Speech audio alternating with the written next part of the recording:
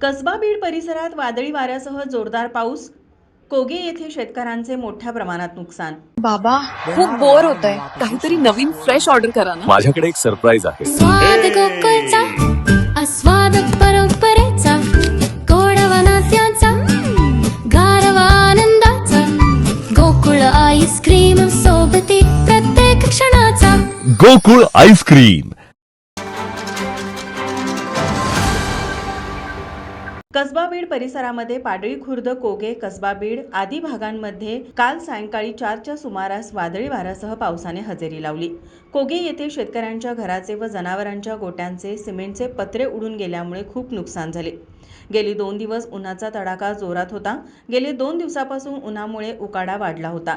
सायंकाळी 4च्या नंतर कोल्हापूरच्या दिशेकडून जोरदार वारे वाहू लागले.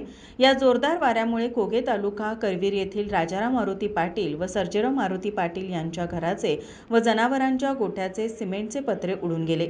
यामध्ये जवळपास 50,000हून अधिक नुकसान झाले. या अवकाळी पावसामुळे शेतकऱ्यांची काढणी झालेली सूर्यफूल, मका आदी पिकांचे वेळे अगोदरच नुकसान झाले आहे. तर काही ठिकाणी झाडे कोलमडून पडलेली होती. गारांचा पाऊस पडल्यामुळे शेतातील पिकांची पानेही व पिके खराब झाली आहेत. माझा महाराष्ट्र न्यूजसाठी करवीरहून विश्वनाथ मोरे. ताज्या घडामोडी पाहण्यासाठी माझा महाराष्ट्र न्यूजला आजच सबस्क्राईब करा.